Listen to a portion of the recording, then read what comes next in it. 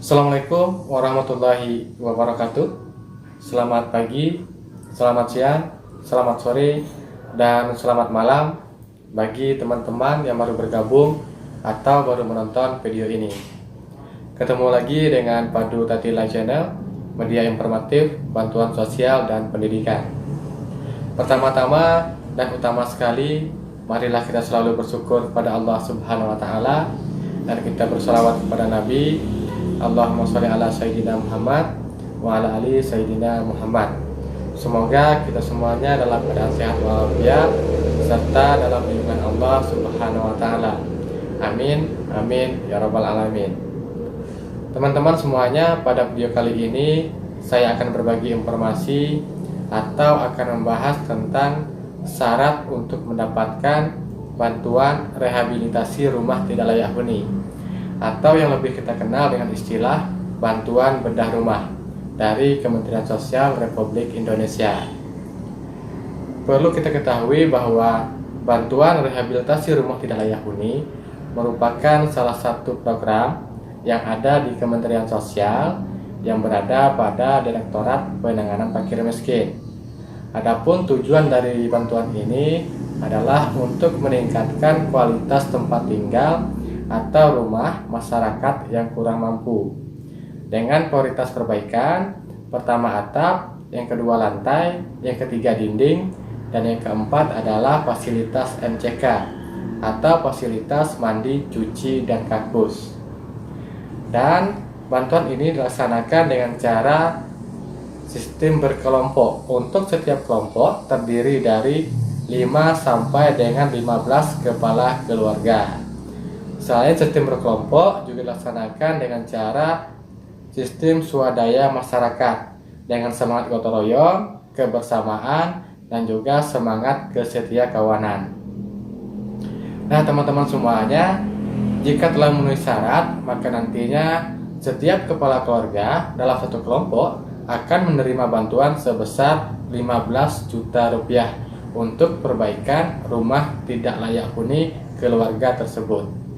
Jadi, bantuan yang didapatkan adalah 15 juta rupiah per kepala keluarga yang nantinya akan ditransfer melalui rekening kelompok. Nah, jadi untuk mendapatkannya ada beberapa persyaratan yang harus dipenuhi yang nantinya akan kita bahas satu persatu. Sebelum kita lanjut, jangan lupa untuk dukung terus channel ini dengan cara like, subscribe, dan nyalakan icon notifikasi lonceng untuk mendapatkan informasi-informasi terbaru lainnya tentang bantuan sosial dan juga pendidikan. Dan jangan lupa silakan di-share atau dibagikan kepada teman-teman yang lainnya. Teman-teman semuanya, ada beberapa hal yang perlu kita ketahui untuk mendapatkan bantuan ini. Yang pertama adalah kriteria dari penerima bantuan. Yang kedua adalah kriteria dari rumah penerima bantuan. Dan yang ketiga adalah hak dan kewajiban penerima bantuan. Dan yang terakhir, yang keempat adalah tahapan pengusulan rumah tidak layak huni atau tahapan pengusulan bantuan rehabilitasi rumah tidak layak huni. Nah, teman-teman semuanya, mari kita bahas tentang syarat dan ketentuan yang harus dipenuhi untuk mendapatkan bantuan rehabilitasi rumah tidak layak huni dari Kementerian Sosial.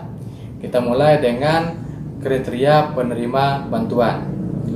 Ada 4 kriteria penerima bantuan rehabilitasi rumah tidak layak huni dari Kementerian Sosial. Pertama, masyarakat yang terdata dalam data terpadu kesejahteraan sosial atau yang lebih dikenal dengan basis data terpadu Kementerian Sosial. Jadi, kriteria pertama adalah masyarakat atau keluarga yang terdata atau terdapat dalam data terpadu kesejahteraan sosial. Dan kriteria kedua adalah belum pernah menerima bantuan rehabilitasi rumah tidak layak huni atau bantuan bedah rumah dari pihak manapun, baik itu dari anggaran APBD, anggaran APBN, atau anggaran dana desa. Jadi, penerima bantuan bedah rumah dari Kementerian Sosial benar-benar masyarakat atau keluarga yang belum pernah tersentuh atau belum pernah menerima bantuan rehabilitasi rumah tidak layak huni atau bantuan bedah rumah dari pihak manapun. Dan kriteria ketiga adalah memiliki KTP dan kartu keluarga. Sedangkan untuk kriteria keempat adalah memiliki rumah di atas tanah miliknya sendiri yang dibuktikan dengan sertifikat atau surat kepemilikan tanah tersebut. Nah, teman-teman semuanya, itulah tadi 4 kriteria penerima bantuan rehabilitasi rumah tidak layak huni. Sekarang kita lanjut ke kriteria rumah penerima bantuan. Teman-teman semuanya, ada 5 kriteria dari rumah penerima bantuan rehabilitasi rumah tidak layak huni atau bantuan bedah rumah dari Kementerian Sosial. Yang pertama, dinding dan atau atap dalam keadaan rusak yang dapat membahayakan keselamatan dari penghuninya. Yang kedua adalah dinding dan atau atap terbuat dari bahan yang mudah rusak dan mudah lapuk.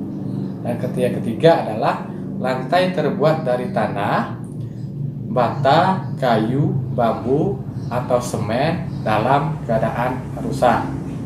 Dan kriteria keempat adalah tidak memiliki tempat mandi, cuci, dan kakus, atau tidak memiliki fasilitas mandi, cuci, dan kakus. Sedangkan kriteria kelima adalah rumah tersebut berukuran kurang dari 7,2 meter persegi. Nah, teman-teman semuanya, itulah 5 kriteria dari rumah penerima bantuan rehabilitasi rumah tidak layak huni dari Kementerian Sosial. Teman-teman semuanya, sekarang kita lanjut ke tahapan pengusulan bantuan rehabilitasi rumah tidak layak huni atau bantuan bedah rumah dari Kementerian Sosial. Ada beberapa tahapan yang harus diikuti untuk mendapatkan bantuan ini. Yang pertama, bantuan ini dapat diusulkan oleh perseorangan, masyarakat, kelompok, atau lembaga kesejahteraan sosial yang mengusulkan proposal kepada Dinas Sosial Kabupaten atau Dinas Sosial Kota. Dan nantinya Dinas Sosial Kabupaten Kota akan memverifikasi serta memvalidasi proposal tersebut untuk diteruskan kepada Direktorat Penanganan Fakir Miskin. Dan Direktorat Penanganan Fakir Miskin akan memverifikasi serta validasi ulang data tersebut atau proposal tersebut untuk nantinya ditetapkan menjadi penerima bantuan rehabilitasi rumah tidak layak huni. Apabila telah ditetapkan oleh Kementerian Sosial menjadi penerima bantuan rehabilitasi rumah tidak layak huni, maka nantinya setiap kepala keluarga atau setiap anggota kelompok akan mendapatkan bantuan sebesar 15 juta rupiah yang akan ditransfer ke rekening kelompok. Apabila dalam satu kelompok terdapat 10 orang anggota, maka jumlah bantuan yang akan ditransfer ke rekening kelompok berjumlah 150 juta rupiah. Karena untuk setiap anggota atau setiap kepala keluarga menerima bantuan sebesar 15 juta rupiah. Teman-teman semuanya, sekarang kita masuk ke pembahasan yang terakhir, yaitu pembahasan yang keempat tentang kewajiban dari penerima bantuan rehabilitasi rumah tidak layak huni dari Kementerian Sosial. Yang pertama adalah membuat kepengurusan kelompok yang terdiri dari ketua, sekretaris, bendahara, dan selebihnya adalah anggota. Dan yang kedua adalah membuat rincian anggaran biaya atau rincian kebutuhan yang dibutuhkan dalam rehabilitasi rumah tidak layak huni. Dan yang ketiga adalah menerima serta memanfaatkan bantuan rehabilitasi rumah tidak layak huni.